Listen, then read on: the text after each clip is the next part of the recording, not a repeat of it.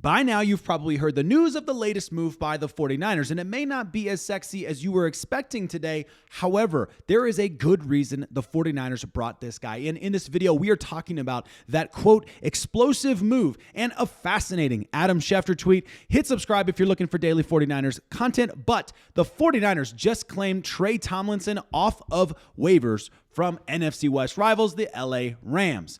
This is a really interesting move.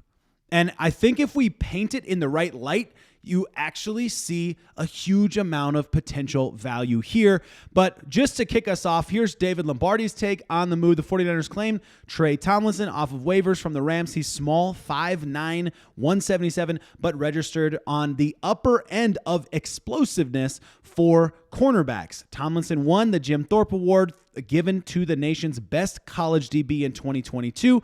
Teammates with 49ers linebacker D. Winters at TCU. Okay, so there's the painting of the explosive picture. But really what I want you to get in this, and you're going to see this, I think, as we continue to go through this before we get to Adam Schefter's fascinating tweet as well, that I've got to know your opinion on that. But we'll get there in a second. If you think of this guy as a young prospect, as a guy that, let's pretend for like a second that we were drafting, going back in time to redraft round 6 in 2022, right? Like if that's the kind of thing you were doing, this move makes a lot more sense. Bear with me on that. I know that this guy's been with the Rams for 2 seasons, so I understand it's not as simple as I just made it seem. But let's keep going. Larry Krueger. You know what?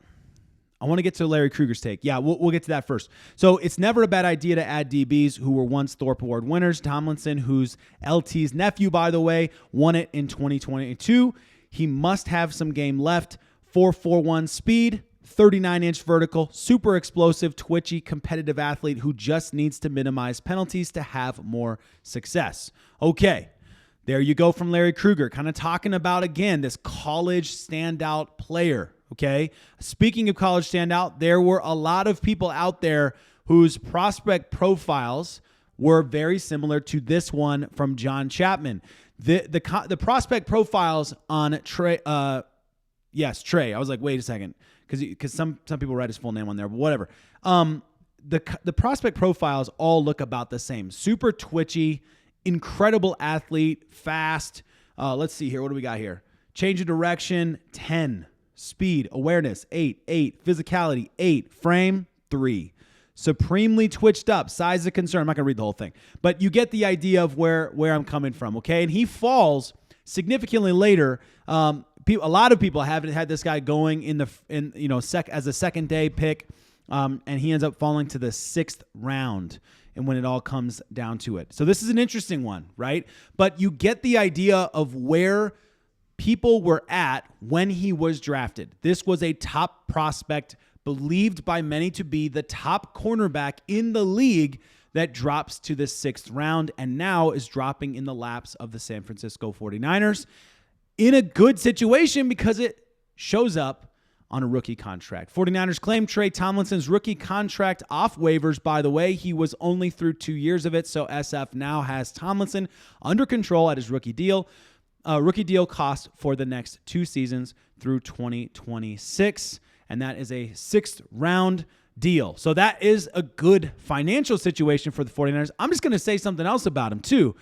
This guy is a little dude, but he has big, like Deebo type of energy. If you see what I did there, you see what I did there. The attitude and aggressiveness really genuinely reminds me of Deommodore Lenoir. Like, I'm excited that he's getting a shot. I think he's going to love being teammates with a guy who has the mouth of a guy like Deebo, who backs it up on the field. I think it's going to be good for him. I'm excited that the 49ers are giving this guy a shot. I can't wait to see how things turn out for the 49ers in this play. Malik Mustafa, by the way, likes the move as well, saying, let's see here. Oh, snap, Trey Tomlinson signed with us.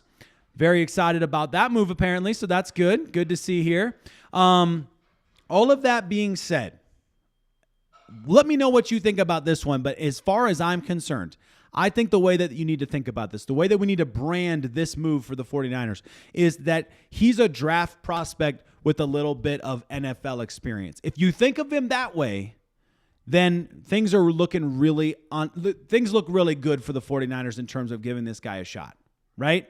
Top prospect, not performing to the level that everybody wants, could be great.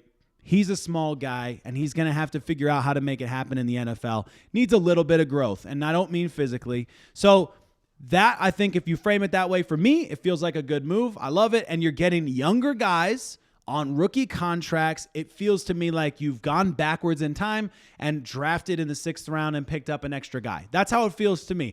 Let me know what you think, of course, in the comments about this one. But we got to talk about this tweet from Adam Schefter, because this one is fascinating. Now, it's not content-wise like wildly incredible news, okay? It's not, or wildly surprising news. It is interesting when you see it all on a piece of paper here, or when you all on a computer screen, right? Players informed of their release this week. Look at the names on this list. Davante Adams, Joey Bosa, Evan Ingram, Tyler Lockett. So far, by the way, going through this list, every single one of those guys are guys that I think the 49ers should at least be considering. Now, are they going to get a Davante Adams? No, because he's not going to do a deal that I don't think anyway. I could be wrong. Of course, they could go and get Davante Adams, but I don't think they should be moving for Davante Adams while they still have Brandon Aiyuk's contract on there. It just doesn't seem like a good fit for me based on the way that the 49ers like to do business, based on the way the 49ers like to scheme up their offense. That would be the running rate for Davante Adams is probably a little much for what the 49ers would want to be paying based on how we're going to utilize him. Joey Bosa, another one a lot of people are talking about.